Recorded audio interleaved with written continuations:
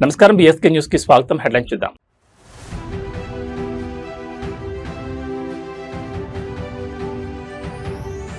సింగపూర్లో తెలుగు ప్రవాసుల హల్చల్, రాష్ట్ర అధికారిక బృందానికి ఘన స్వాగతం.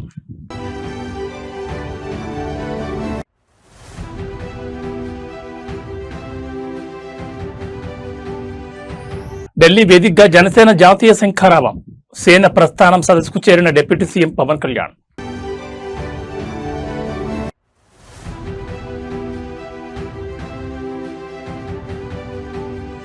వర్షాలపై అలసత్వం వహిస్తే ఊరుకోం, అవసరమైతే నేనే స్వయంగా రోడ్లపైకొస్తా, అధికారులకు ముఖ్యమంత్రి అల్టిమేటం.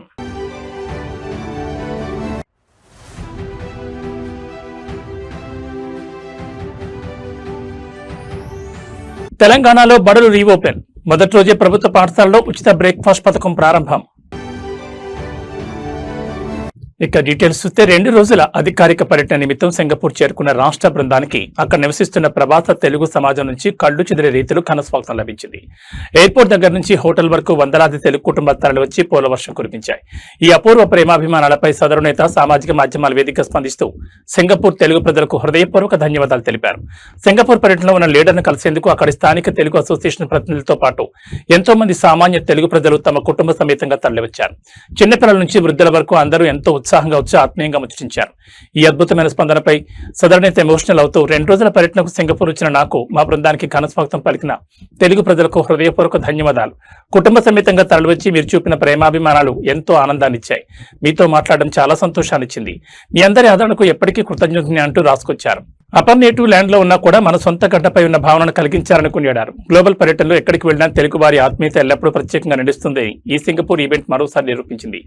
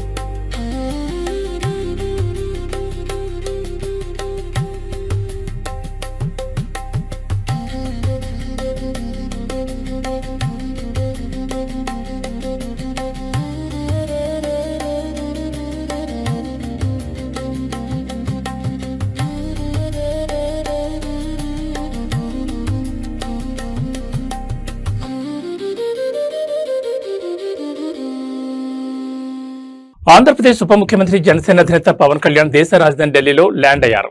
రేపు ఢిల్లీ వేదికగా నిర్వహించబోతున్న అత్యంత ప్రాధాన్యత గల సేవా ప్రస్థానం ఫర్ నేషనల్ ఇంటిగ్రిటీ కార్యక్రమంలో పాల్గొనేందుకు ఆయన హస్తనకు చేరుకున్నారు. జాతీయ సమగ్రత, దేశ రక్షణ లక్ష్యంగా జనసేన పార్టీ రూపొందించిన ఈ ప్రత్యేక ఉద్యమ ముఖ చిత్రాన్ని, భవిష్యత్ కార్యాచరణను పవన్ కళ్యాణ్ రేపటి సభలో ఆవిష్కరించబోతున్నారు. జనసేన పార్టీ కార్యాలయం అందించిన సమాచారం ప్రకారం ఈ సేన ప్రస్థానం కార్యక్రమం పార్టీ చరిత్రలో ఒక మైలురాయిగా నిలవనుంది. జాతీయ స్థాయిలో పార్టీ భావజాలాన్ని, దేశ సమగ్రత పట్ల జనసేనకున్న నిబద్ధతను చాటి చెప్పేలా ఈ ఈవెంట్ ను ప్లాన్ చేశారు. ఈ ప్రోగ్రాం సందర్భంగా పవన్ కళ్యాణ్ పార్టీలోని ముఖ్య నాయకులు, ప్రతినిధులతో ప్రత్యేకంగా సమావేశం కానున్నారు. ఈ ఉద్యమం తాలూకా మూల సిద్ధాంతాలు, భవిష్యత్తులో చేపట్టబోయే రాజకీయ, సామాజిక కార్యాచరణపై ఆయన శ్రేణులకు స్పష్టమైన రూట్ మ్యాప్ ఇవ్వనున్నారు. కేంద్ర పెద్దలతో కూడా డిప్యూటీ సీఎం భేటీ అయ్యే అవకాశం ఉండడంతో ఈ పర్యటన ప్రాధాన్యత సంతరించుకుంది.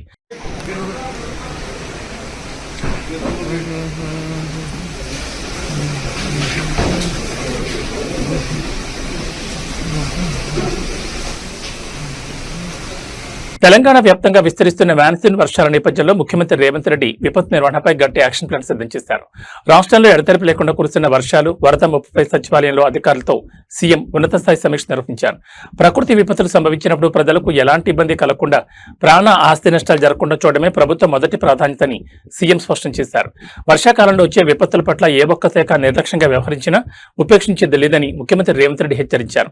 ముఖ్యంగా మున్సిపల్, నీటిపారుదల, విద్యుత్ మరియు రెవెన్యూ శాఖలు నిరంతరం క్షేత్రస్థాయిలో అందుబాటులో ఉండాలని ఆదేశించారు. హైదరాబాద్ నగర పరిధిలో జీహెచ్ఎంసీ మరియు హైడ్రా బృందాలు ట్రాఫిక్, చెట్లు విరిగిపడడం మరియు మ్యాన్హోల్ సమస్యలపై సెక్షన్ల వ్యవధిలో స్పందించాలని స్పష్టం చేశారు.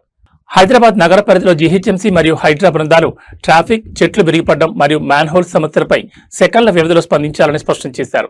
అలాగే జిల్లాల వారీగా కలెక్టర్లు, ఎస్పీలు స్థానిక ప్రాజెక్టుల నీటి మట్టాలను పర్యవేక్షిస్తూ చెరువులు, కుంటలకు గండ్లు పడకుండా ముందస్తు చర్యలు తీసుకోవాలని సీఎం రేవంత్ ఉన్నతాధికారులను ఆదేశించారు.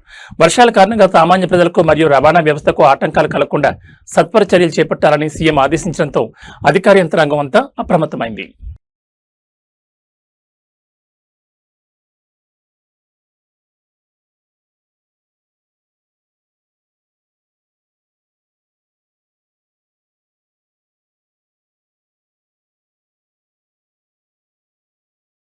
తెలంగాణ వ్యాప్తంగా ఇవాళ ప్రభుత్వ పాఠశాలలు సరికొత్త హంగులతో పునఃప్రారంభమయ్యాయి. సరిగ్గా బడి తెరిచిన మొదటి రోజే విద్యార్థులకు రాష్ట్ర ప్రభుత్వం అద్భుతమైన కానుక అందించింది. ప్రభుత్వ బడుల్లో చదువుకునే పేద విద్యార్థుల కోసం ప్రతిష్టాత్మక ఉచిత బ్రేక్ఫాస్ట్ పథకాన్ని ఇవాళ ఘనంగా ప్రారంభించింది. హైదరాబాద్ లోక్ భవన్ పాఠశాలలో రవాణా మరియు బీసీ సంక్షేమ శాఖ మంత్రి పొన్నం ప్రభాకర్ ఈ పథకాన్ని స్వయంగా ప్రారంభించారు.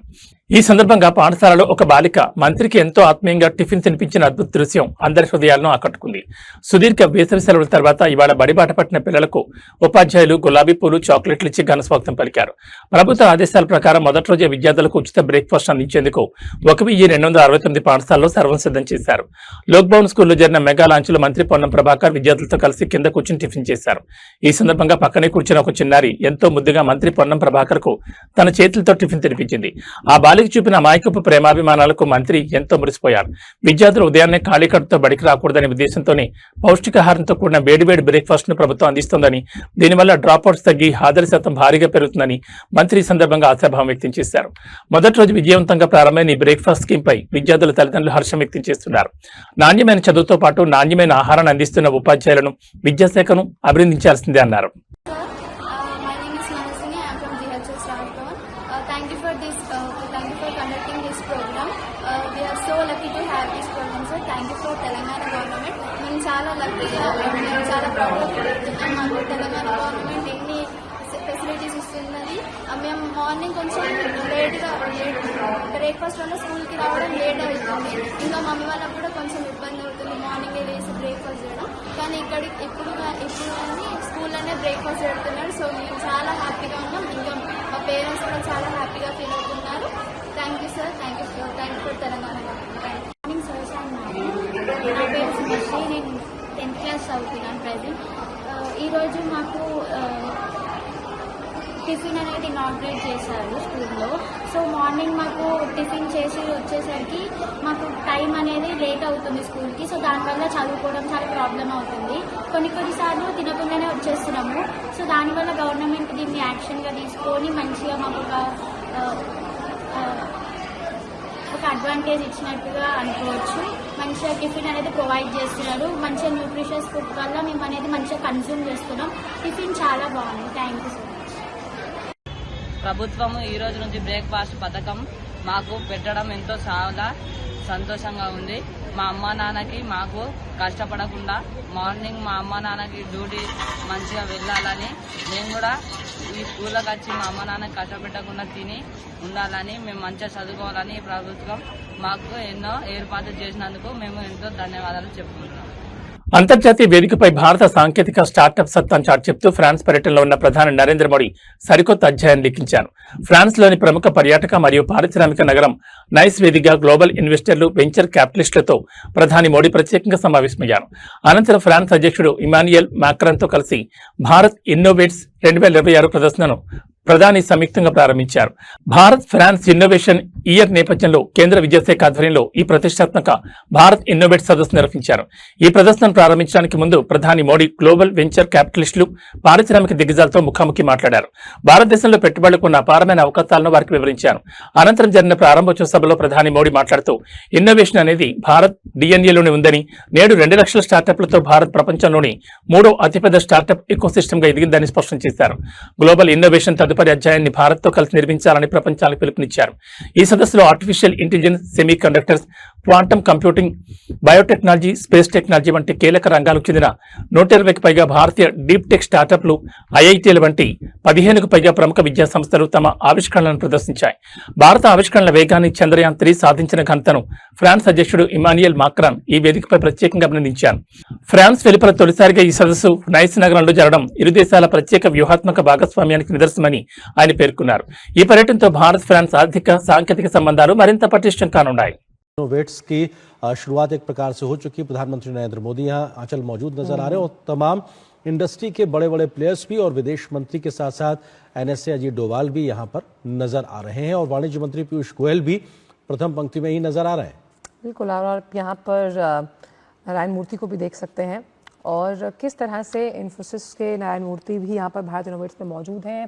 आप देख सकते हैं कि ये तस्वीर बताती है कि कैसे इनोवेशन और तकनीक के माध्यम से जिन स्मार्ट सॉल्यूशंस का हम जिक्र कर रहे हैं वो स्मार्ट सॉल्यूशन कैसे कॉस्ट इफेक्टिव हैं और वो कॉस्ट इफेक्टिव होने के साथ साथ कैसे लोगों की जिंदगियों में बदलाव ला सकते हैं। नारायण मूर्ति मौजूद हैं प्रधानमंत्री के साथ। यहाँ पर इंडस्ट्री के बिग प्लेयर्स कैसे टेक्नोलॉजी को, जब भी प्रधानमंत्री कहते हैं कि टेक्नोलॉजी कैसे आपकी समाज का दृष्टिकोण बदल सकती है, ये बेहद जरूरी है और यही वार्तालाप चल रहा है। जिस तरह से प्रधानमंत्री यहाँ उद्योग जगत के कई निवेशक मौजूद हैं, कंपनियों के सीईओज हैं जिनके साथ बातचीत करते हुए नजर आ रहे हैं। क्योंकि जब भी हम आर्टिफिशियल इंटेलिजेंस की बात करते हैं तो प्रधानमंत्री इनोवेटर्स से, टेक्नीशियंस से हमेशा ये कहते हैं पुल अप योर सॉक्स, किस लिए कि आप इसमें समाज के दृष्टिकोण के लिहाज से कितना बड़ा सकारात्मक बदलाव ला सकती है आपकी तकनीक, ये बेहद अहम है आरेंद्र। बिल्कुल, और निश्चित तौर से हम तमाम जो अलग अलग क्षेत्र हैं तकनीक के, उनके दिग्गजों के साथ प्रधानमंत्री की ये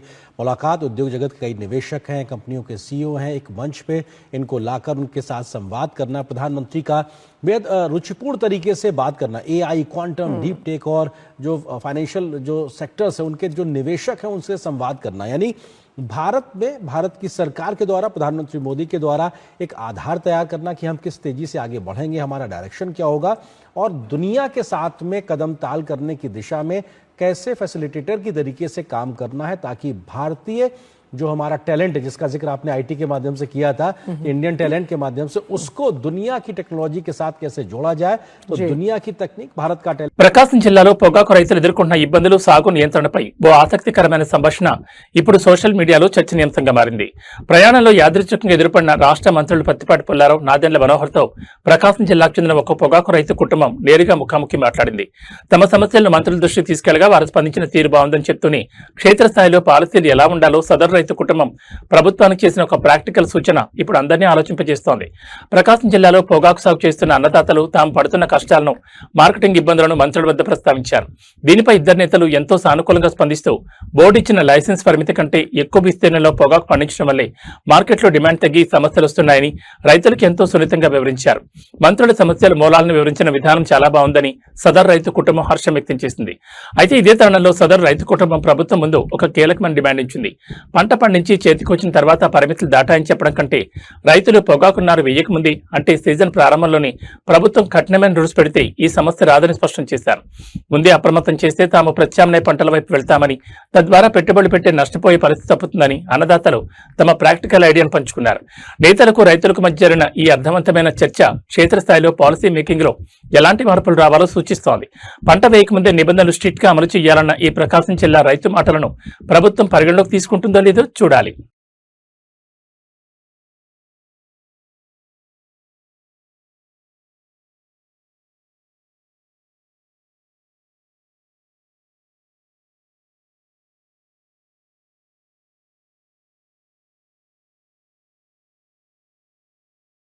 ఉమ్మడి కర్నూలు జిల్లాను మాన్సూన్ వర్షాలు వణికిస్తున్నాయి. కర్నూలు, నంద్యాల జిల్లాలో శనివారం రాత్రి నుంచి కురుస్తున్న రికార్డు స్థాయి భారీ వర్షాలకు వాగులు, వంకలు ఉప్పొంగి ప్రవహిస్తున్నాయి. పలు ప్రధాన రహదారులపైకి వరద నీరు చేరడంతో గ్రామాల మధ్య రాకపోకలు పూర్తిగా స్తంభించిపోయాయి. లోతట్టు ప్రాంతాల్లోని నివాస సముదాయాలకి మురుగునీరు, వరద నీరు చేరడంతో ప్రజలు తీవ్ర ఇబ్బందులు పడుతున్నారు. కర్నూలు జిల్లా హలార్వి మండలంలో పరిస్థితి అత్యంత దారుణంగా మారింది. చేరువంక వద్ద వరద నీరు రోడ్డుపై నుంచి ఉధృతంగా ప్రవహిస్తుండటంతో హలహర్వి మరియు గుల్యం గ్రామాల మధ్య ప్రయాణం పూర్తిగా నిలిచిపోయింది. వాహనాలేవి ముందుకు కదలలేని పరిస్థితి నెలకొంది. అటు ఎమ్మిగనూరు మండలంలోనూ ఇదే రకమైన జలదిగ్బంధం కనిపిస్తోంది. కడివేల గ్రామం వద్ద కప్పల్వంక వాగు ఉగ్రరూపం దాల్చింది. బ్రిడ్జిపై నుంచి వరద నీరు పారుతుండటంతో ఎమ్మిగనూరు మరియు పత్తికొండ మధ్య ప్రధాన రహదారిపై ట్రాఫిక్ కు తీవ్ర అంతరాయం ఏర్పడింది. ప్రయాణికులు ప్రాణాలను గుప్పెట్లో పెట్టుకుని గంటల తరబడి రోడ్లపైనే వేచి చూస్తున్నారు. ఇక గొనిగండ్ల మండల పరిధిలోని వరద పోటెత్తింది. ఎగువ ప్రాంతాల నుంచి వస్తున్న భారీ ఇన్ఫ్లో కారణంగా గంజిహళ్లి గ్రామం సమీపంలో ఉన్న మల్లెడ వాగు ఉప్పొంగి ప్రవహిస్తోంది. వాగు పరివాహక ప్రాంతాల ప్రజలు అప్రమత్తంగా ఉండాలని అధికారులు హెచ్చరిస్తున్నారు. నిరంతరం కురుస్తున్న వర్షాల నేపథ్యంలో అధికారులు కంట్రోల్ రూమ్లను ఏర్పాటు చేశారు. వరద ఉధృతి తగ్గే వరకు ఎవరు బాగులు, వంకలు దాటే సాహసం చేయొద్దని పోలీసులు హెచ్చరిస్తున్నారు.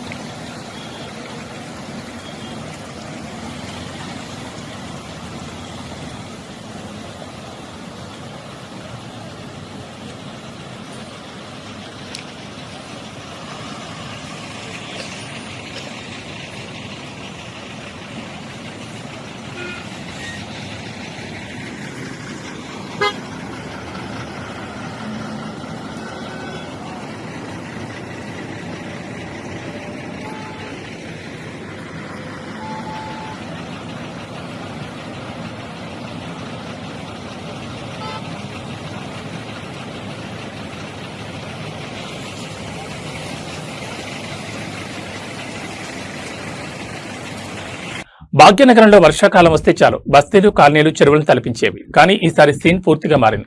ఒకప్పుడు నివాస ప్రాంతాలను ముంచెత్తిన వరద నీరు ఇప్పుడు నేరుగా నగరంలోని చెరువులకు చేరుతోంది. హైడ్రా కమిషనర్ ఏవీ నగరాన్ని నేతృత్వంలో చేపట్టిన చెరువుల పునరుద్ధరణ, ఇన్లెట్ల ఆధునీకరణ పనులు క్షేత్రస్థాయిలో అద్భుతాలు సృష్టిస్తున్నాయి. ఇటీవల కురిసిన భారీ వర్షాలకు కుక్కట్పల్లి నల్ల చెరువు, అంబర్పేట బతుకమ్మకుంట, మాతాపూర్ తుమ్మడికుంట చెరువులు నిండడమే కాకుండా చుట్టుపక్కల బస్తీలు పూర్తిగా సురక్షితంగా ఉన్నాయి. గొలుసుగట్టు చెరువులను అనుసంధానించి నగరానికి వరద ముప్పును శాశ్వతంగా తప్పించాలన్న ప్రభుత్వ లక్ష్యానికి అనుగుణంగా హైడ్రా తన పనులను వేగవంతం చేసింది. కొండాపూర్ జూబ్లీ గార్డెన్స్ లో ఇటీవల ఆక్రమణలు తొలగించిన మొండికుంట చెరువును కూడా ఇదే తరహాలో అభివృద్ధి చేసి వరదను నియంత్రించాలని హైడ్రా భావిస్తోంది. మొదటి విడతగా చేపట్టిన 6 చెరువుల్లో ఇప్పటికే 3 ప్రారంభం కాగా మరో 3 సిద్ధంగా ఉన్నాయి. ఇక రెండో విడతలో భాగంగా 14 చెరువుల పునరుద్ధరణ పనులను హైడ్రా ఇప్పటికే టేకప్ చేసింది. వీటికి తోడు మరో 4 పెద్ద చెరువులను మినీ ట్యాంక్ పండ్లుగా తీర్చిదిద్దేందుకు పనులు వేగంగా జరుగుతున్నాయి. చెరువులన్నీ పునరుద్ధరణకు నోచుకుంటే హైదరాబాద్ లో వరదలను పూర్తిగా కట్టడి చేయొచ్చని నిపుణులు స్పష్టం చేస్తున్నారు. ఆక్రమణ తొలగింపు మాత్రమే కాదు, పర్యావరణ పరిరక్షణ, వరద కట్టడి కూడా తమ ప్రాధాన్యతని హైడ్రా ఈ ఫలితాల ద్వారా నిరూపించింది. రాబోయే రోజుల్లో మిగతా చెరువులు కూడా పూర్తయితే భాగ్యనగరం మరింత సురక్షితంగా మారనుంది.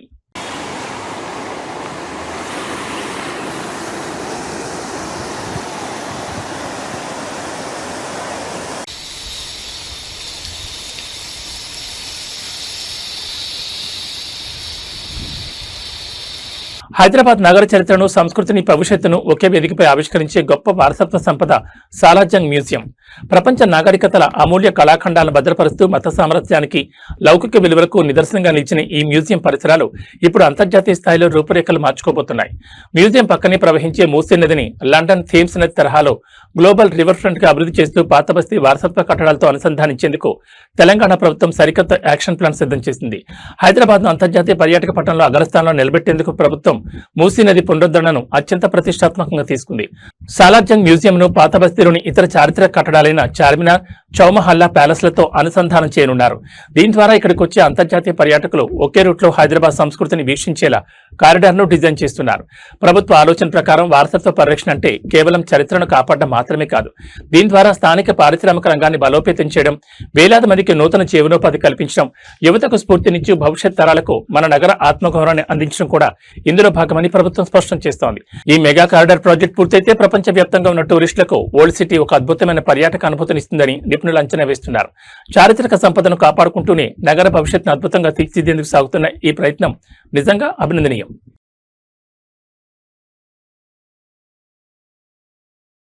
బంగారం కొనాలనుకునే వినియోగదారులకు బులియన్ మార్కెట్ ఇవాళ ఊహించని భారీ షాక్ ఇచ్చింది. హైదరాబాద్ మార్కెట్లో పసిడి ధరలు ఒక్కసారిగా ఆకాతానంటాయి.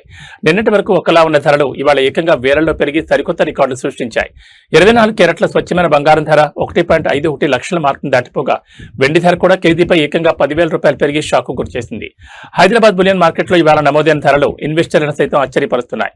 శరవేగంగా పెరిగిన ధరల ప్రకారం 24 క్యారెట్ల 10 గ్రాముల ప్యూర్ గోల్డ్ రేట్ ఏకంగా 2,450 పెరిగి 151,530 మీద ఆల్ టైమ్ హై రికార్డును తాకింది. అటు ఆభరణాల తయారీకి వాడి 22 క్యారెట్ల 10 గ్రాముల పసిడి ధర కూడా తక్కువ తినలేదు. ఇది ఒకే రోజు 2,250 రూపాయలు ఎగిసి 1,38,900గా నమోదైంది. పసిడితో పాటే వెండి కూడా భారీ పరుగులు పెట్టింది. పరిశ్రమల నుంచి డిమాండ్ పెరగడంతో కేజీ వెండిపై ఏకంగా 10,000 పెరిగి ఏకతాటిగా 2,80,000కు చేరింది. సాధారణంగా భౌగోళిక రాజకీయ ఉద్రిక్తతలు పెరిగినప్పుడు బంగారం రేట్లు పెరుగుతాయి. కానీ అమెరికా ఇరాన్ యుద్ధం ముగిసి మార్కెట్లు కుదిరిపడుతున్న తరుణంలో కూడా ఈ స్థాయిలో రేట్లు పెరగడం గమనార్హం. అంతర్జాతీయంగా కేంద్ర బ్యాంకులు బంగారం నిల్వలను భారీగా కొనుగోలు చేయడం, రూపాయి విలువల్లో హెచ్చుతగ్గుల వల్ల ఈ అసాధారణ ధరల పెరుగుదల చోటు చేసుకుందని మార్కెట్ విశ్లేషకులు చెబుతున్నారు. ఏదేమైనా ఈ పెరిగిన ధరలతో నగల దుకాణాలు వెలవెలబోతున్నాయి. ఇక వాతావరణ విషయానికి వస్తే తెలుగు రాష్ట్రాలను నైరుతి రుతుపవనాలతో పాటు ఉపరితల ద్రోణి ప్రభావం ముంచెత్తుతోంది. ఇరు రాష్ట్రాల్లోని పలు జిల్లాలు నిన్నటి నుంచి ఎడతెరిపి లేకుండా మోస్తరు నుంచి భారీ వర్షాలు కురుస్తున్నాయి. ఇవాళ ఏపీలోని పలు జిల్లాల్లో పిడుగులతో కూడిన వర్షాలు పడే అవకాశం ఉందని, అటు తెలంగాణలోని రాజధాని హైదరాబాద్ సహా పలు జిల్లాలకు వాతావరణ శాఖ ఎల్లో అలర్ట్ జారీ చేసిందని ఐఎండీ వెల్లడించింది. నైరుతి రుతుపవనాల కదలికలు చురుగ్గా మారడంతో ఆంధ్రప్రదేశ్లో వర్షాలు జోరందుకున్నాయి. ఇవాళ ముఖ్యంగా పార్వతీపురం, మన్యం, అల్లూరు సీతారామరాజు, పశ్చిమ గోదావరి, కృష్ణా, ఎన్టీఆర్ జిల్లాలతో పాటు ప్రకాశం, నెల్లూరు, నంద్యాల, తిరుపతి జిల్లాలో పిడుగులు పడే ప్రమాదం ఎక్కువగా ఉందని అధికారులు హెచ్చరించారు. పొలాల్లో పనిచేసే రైతులు, గొర్రెల కాపరులు చెట్ల కింద ఆశ్రయం పొందొద్దని సూచించారు. ఇక తెలంగాణ విషయానికి వస్తే రాజధాని హైదరాబాద్ సహా ఆదిలాబాద్, కొమరంభీం, ఆసిఫాబాద్, మంచిర్యాల, ములుగు, భద్రాద్రి కొత్తగూడెం, ఖమ్మం, నల్గొండ, సూర్యాపేట, వనపర్తి జిల్లాలకు వాతావరణ శాఖ ఎల్లో అలర్ట్ ప్రకటించింది. గంటకు 30 నుంచి 40 కిలోమీటర్ల వేగంతో ఎదురుగాలులు వీస్తూ ఉరుములు, మెరుపులతో కూడిన మోస్తరు వర్షాలు కురిసే అవకాశం ఉందని స్పష్టం చేసింది. వర్షాల నేపథ్యంలో జీహెచ్ఎంసీతో పాటు ప్రభావిత జిల్లాల మున్సిపల్ సిబ్బంది అలర్ట్ అయ్యారు. రాబోయే 24 గంటల్లో ద్రోణి ప్రభావం మరింత పెరిగే ఛాన్స్ ఉన్నందున ప్రయాణాల్లో ఉన్నవారు అప్రమత్తంగా ఉండాలని సూచించారు.